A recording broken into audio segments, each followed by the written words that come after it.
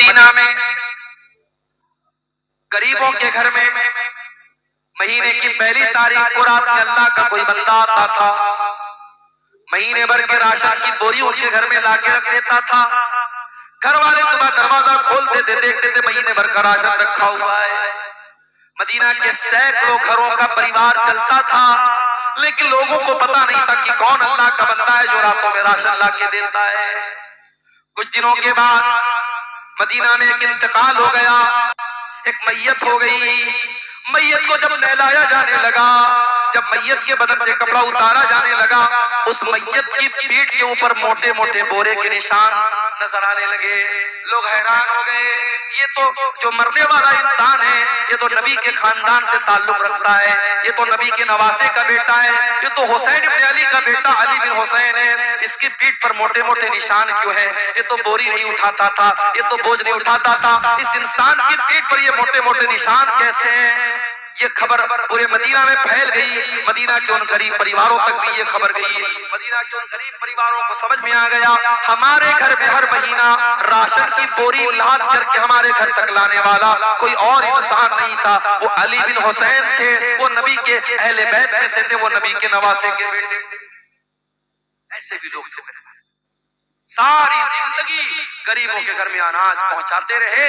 مرنے کے بعد جب نہلایا جانے لگا تب ان کے پیٹھ کے نشانوں سے پتہ لگا کہ یہ کام وہ کرتے تھے۔ ہم اور آپ تو ریاکار ہو گئے، دکھاوے کی دنیا آ گئی، ہر چیز میں شو آف آ گیا، ہر چیز سوشل میڈیا پہ ہم ڈالنے لگے۔ حج کرنے جا رہے، میری بیوی کہنے لگی، جب میں عمرہ کرنے گیا بیوی کہنے لگی کہ ہم لوگ بھی جو ہے جب طواف کریں گے تو آپ اپنا ہاتھ خانے کعبہ پہ رکھیے گا اور میں بھی اپنا ہاتھ رکھوں گی اور دونوں لوگ فوٹو لیں گے۔ میں نے کہا یہ چونچلے بازی مجھ کو پسند۔ عمرہ کرنے آئے ہو، طواف کرنے آئے ہو، وہاں بیٹھ کر کے بیوی اپنا ہاتھ رکھ رہی ہے، شوہر اپنا ہاتھ رکھ رہا ہے اور دونوں فوٹو لے رہے ہیں تاکہ دنیا کو پتہ لگ جائے صاحب میاں بیوی دونوں ساتھ میں عمرہ کرنے گئے تھے۔ کیا ہے چونچلے بازی آ گئی۔ لوگ مدینہ کے اندر جا کے نکاح کر رہے ہیں، کیا کوئی ایسی دلیل ملتی ہے کہ مدینہ کے اندر نکاح کرنے سے ثواب بڑھ جاتا ہے؟ کیا فیس بک کے اوپر انسٹاگرام پر ویڈیو آتا، ریل آتی کہ صاحب یہ تو بڑی خوش قسمت عورت ہے، اس کا نکاح کہاں ہوا؟ مدینہ میں۔ تو کیا ہندوستان میں اور کٹیہار میں جو نکاح ہو رہا ہے سب بدقسمت ہو گئے؟ عجیب و غریب مسئلہ یاد رکھو، نکاح مسجد کے اندر ہو سکتا ہے مگر نکاح مسجد کے اندر کرنا کوئی سنت نہیں ہے اور کوئی ثواب کا کام۔ یہ مسئلہ یاد رکھو، مسجد کے اندر نکاح ہو سکتا ہے لیکن اگر کوئی یہ سمجھتا ہے کہ مسجد کے اندر نکاح کرنے سے ثواب زیادہ ملے گا یا مسجد کے اندر نکاح کرنا سنت ہے، نہیں، سنت نہیں ہے اور نہ اس سے ثواب زیادہ کر سکتے، اجازت ہے بس۔ لوگ مدینہ جا کے نکاح کر رہے ہیں اور وہاں عورت باقاعدہ دلہن بن کے آ رہی ہے، لڑکا دلہا بن کے آ رہا ہے، فوٹو کھینچا جا رہا ہے، ویڈیو بن رہی ہے۔ کیا تماشا ہو رہا ہے میرے بھائی؟ نبی کے شہر کو کیا بنا کے رکھا، نبی کی مسجد کو کیا بنا کے رکھا؟ ہر چیز میں شو آف۔ اور اب تو ایسی ویڈیو بھی آنے لگی کہ دادا مر گئے ہیں، دادا کا انتقال ہو گیا ہے، دادا کی ناک میں روئی ڈالی گئی ہے، میت ہے، ان کا جنازہ پڑا ہوا ہے اور پوتا جو ہے وہ سیلفی لے رہا ہے، ویڈیو ساتھ لے رہا ہے کہ I am with my grand پا، میں اپنے دادا کے ساتھ۔ مردے کو تو بخشا وہ اللہ کے واسطے، زندوں کے ساتھ بہت سیلفی لے لیا۔ عبد الغفار صاحب آئے، اسٹیج پر آنے لگے، مولانا صاحب ایک سیلفی دے دیجیے، مولانا صاحب ایک سیلفی آپ کے ساتھ لینا چاہتا ہوں۔ بھئی علماء کے ساتھ آپ کو سیلفی لینے کا شوق ہے، علماء کی باتوں پر عمل کا شوق ہے۔ سیلفی لینے کا شوق اگر صرف اس لیے ہے تاکہ دوستوں کو بتا سکوں فلاں عالم کے ساتھ میں نے سیلفی لیا تھا، فلاں مولانا صاحب کے ساتھ میں نے فوٹو لیا تھا، صرف اگر اپنا شو آف کرنا ہے، اپنی واہواہی کرنا ہے تو میرے بھائیوں بہت گڑبڑ ہے چیز۔ ہاں، اگر آپ کو کسی عالم سے محبت ہے، اس کی تقریروں کو آپ سنتے ہیں اور پھر اس کی باتوں پر عمل بھی کرتے ہیں اور پھر وہ عالم آپ کے علاقے میں آتا ہے اور آپ نے کہا مولانا آپ سے بڑی محبت کرتا ہوں، ایک فوٹو دے دیجئے، تو ٹھیک ہے، مولانا لوگ بھی آپ کا دل نہیں توڑیں گے، وہ آپ کے ساتھ سیلفی لے لیں گے، مگر صرف سیلفی لینے کا مقصد واہواہی کرنا ہے تو یہ غلط ہے۔ شو آف مت کیجیے، ہمارا دین شو آف والا دین نہیں ہے، ہمارا دین بڑا سمپل، بڑا سادہ ہے۔ اللہ کے نبی فرما رہے ہیں داہنے ہاتھ نے صدقہ کیا، بائیں ہاتھ کو بھی پتہ نہیں چلا، اتنا چپکے سے صدقہ کیا، اتنا چپکے سے دان دیا، اتنا چپکے سے خیرات کیا، دائیں ہاتھ کا صدقہ بائیں ہاتھ کو پتہ نہیں چلا۔ کچھ ایسا دان بھی یہاں دیجیے مدرسوں میں کہ جو آپ کو معلوم ہے اور اللہ کو معلوم۔ بڑی بڑی رقم لوگ دے دیتے ہیں، معلوم نہیں۔ ہمارے بنارس میں ایک مسجد بن رہی تھی، 1 کروڑ روپیہ مسجد کے بننے پر خرچ ہوا، اور 10 لاکھ روپیہ ایسے لوگوں نے چندہ دیا کہ پتہ بھی نہیں چلا کہ وہ چندہ کس کی طرف سے آیا۔ عورتوں کی طرف سے سونے کے زیورات آئے، معلوم بھی نہیں ہوا کون سی عورت نے دیا تھا۔ کچھ ایسے کام نہیں کر کے جائیے کہ دائیں ہاتھ کا صدقہ بائیں ہاتھ کو پتہ نہ چلے۔ اور آخری بات جو اس حدیث میں بیان کی گئی، اللہ کے نبی فرماتے ہیں وَرَجُلٌ ذَكَرَ اللَّهَ خَالِيًا فَفَاضَتْ عَيْنَاهُ، قیامت کے دن اللہ کے عرش کا سایہ اس انسان کو بھی ملے گا جو تنہائی میں اللہ کو یاد کرے اور اس کی آنکھوں سے آنسو۔ میرے بھائیو، اگر آپ کا دل قرآن سن کر کے بھی نہیں روتا ہے، آپ کی آنکھوں سے قبرستان کی قبر دیکھ کر کے بھی آنسو نہیں نکلتے ہیں، اس کا مطلب کہ دل کی زمین بنجر ہو چکی ہے، دل کے اندر سے ایمان ختم۔ کبھی کبھی رات کے سناٹے میں اپنے کمرے میں بیٹھ کر کے اللہ کو یاد کرو میرے پیارے بھائیو۔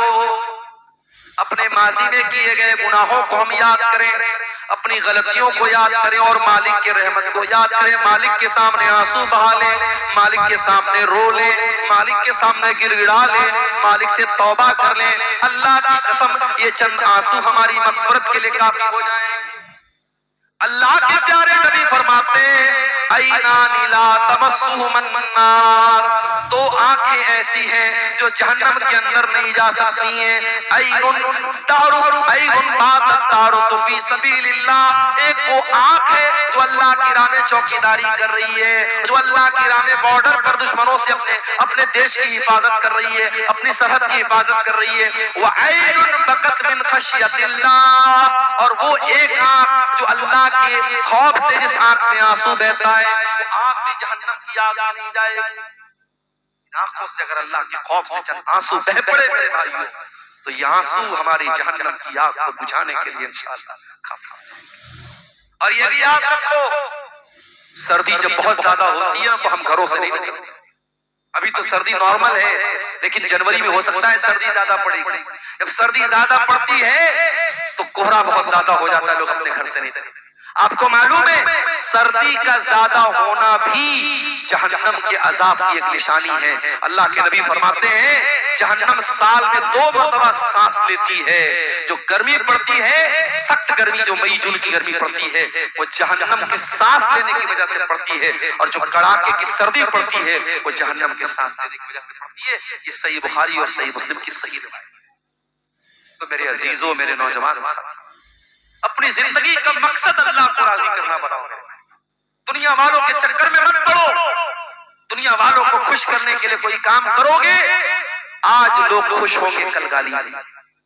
دنیا والوں کی محبت کب بدل جائے گی نہیں معلوم۔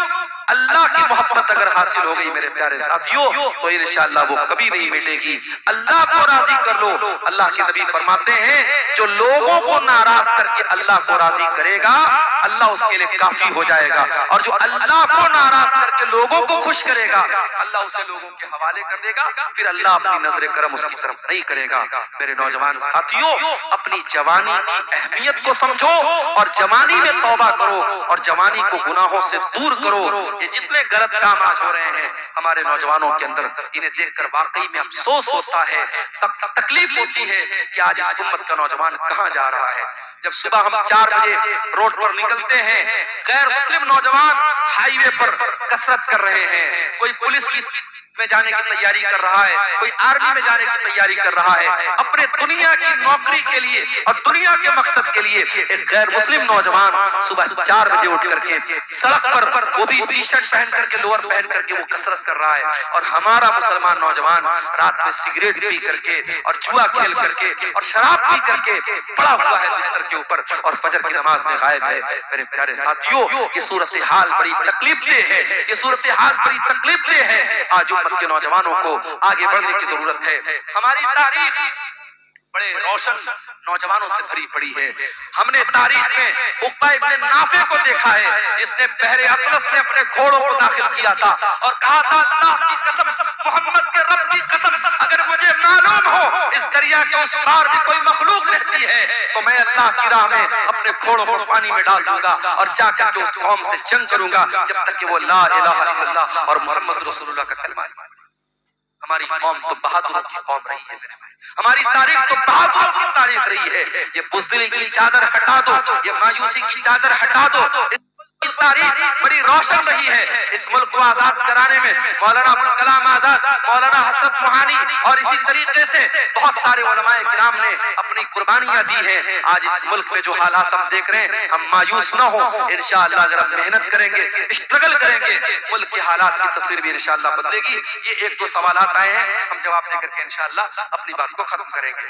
ایک سوال آیا ہے، کیا کوئی نمازی چیر کر دوسرے نمازی کو سائیڈ ہٹا کر بیٹھتے ہیں تو اس کی اسلام میں جائز کی کیا صورت ہے کیا؟ دیکھیے یہ بڑا اہم مسئلہ پوچھا ہے جس نے بھی پوچھا ہے. مان لیجئے کہ آپ مسجد میں گئے اور آگے کی صف میں جگہ نہیں اور پیچھے آپ اکیلے ہیں. اب اکیلے صف کے پیچھے اکیلے نماز پڑھنے سے اللہ کے نبی نے منع کیا ہے، تو اب آپ کیا کریں گے؟ تو کچھ لوگ کہتے ہیں کہ آگے کی صف میں سے کسی کو کھینچ لیں گے ہم. تو یہ جو کھینچنے والی روایت ہے وہ صحیح نہیں ہے. صحیح تو کھینچنا تو صحیح نہیں. اب کیا کریں گے؟ ویٹ کریں گے.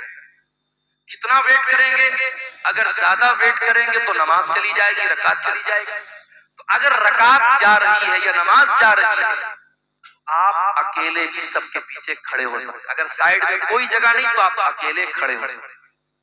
اب آپ پوچھیں گے مولانا صاحب جب منع کیا گیا حدیث میں اکیلے کیوں کھڑے ہو؟ اس لیے کیونکہ یہ ایکسیپشنل صورتحال ہے، یہ مجبوری کی صورت ہے اور مجبوری میں سب کے پیچھے اکیلے کھڑے ہو سکتے. مثال کے طور پر اگر مردوں کی صف لگی اور ایک عورت کو نماز پڑھنا ہے تو عورت کبھی بھی مردوں کی صف میں نماز نہیں پڑھے گی، وہ پیچھے پڑھے گی. تو اگر اکیلی عورت اور آگے مردوں کی صف لگی ہے، یا مان لو میاں بیوی بھی گھر میں نماز پڑھ رہے ہیں، شوہر نماز پڑھا رہا ہے تو شوہر آگے کھڑا ہوگا، بیوی پیچھے کھڑی ہوگی.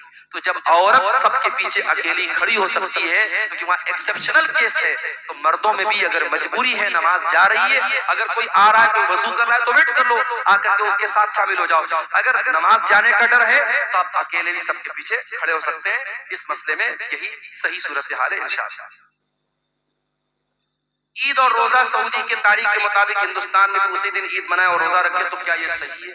دیکھیں کچھ علماء کا ضرور یہ فتویٰ ہے کہ ہمیں سعودی کے حساب سے روزہ رکھنا چاہیے اور سعودی کے حساب سے عید منانی. کچھ علماء کا یہ فتویٰ ہے، مگر ان علماء کا یہ کہنا ہے کہ ساری دنیا میں ایک عید ہونی چاہیے اور ایک روزہ ہونا چاہیے، جبکہ ایسا نہیں ہے.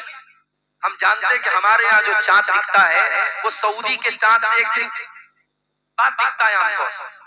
تو اب جب یہ ڈیفرنس ہے اور ہماری عید اور سعودی کی عید ہر سال ڈیفرنٹ آ رہی ہے، تو انہی علماء کا یہ بھی فتویٰ ہے کہ جب تک اس پر ساری امت کا اتفاق نہیں ہو جاتا تب تک اپنے علاقے کے حساب سے آپ روزہ رکھیے اور اپنے علاقے کے حساب سے آپ عید منائیے. اس میں کوئی نیا مسئلہ پیدا کر کے مسلمانوں میں آپس میں انتشار پیدا. بنگلور وغیرہ میں باقاعدہ میں نے دیکھا کہ جو ایک چاند والے لوگ ہیں جو سعودی کے حساب سے روزہ رکھتے ہیں وہ ایک دن پہلے اپنی عید مناتے ہیں اور ایک دن پہلے روزہ رکھتے ہیں، ان کی عیدگاہ بھی الگ ہے. تو یہ تو بہت بڑا فتنہ ہے، ایک انتشار پیدا ہو رہا ہے، ایک فتنہ پیدا ہو رہا ہے. اس سے ہمیں اور آپ کو پرہیز کرنا چاہیے. اس کے بعد ایک سوال ہے، کیا سوال ہے یہ؟ نماز میں رکوع ملنے سے کیا رکعت پوری ہو جاتی ہے یا نہیں؟ دیکھیے نماز میں رکوع مل جانے سے رکعت ملتی ہے یا نہیں، اس مسئلے میں علماء کا اختلاف ہے.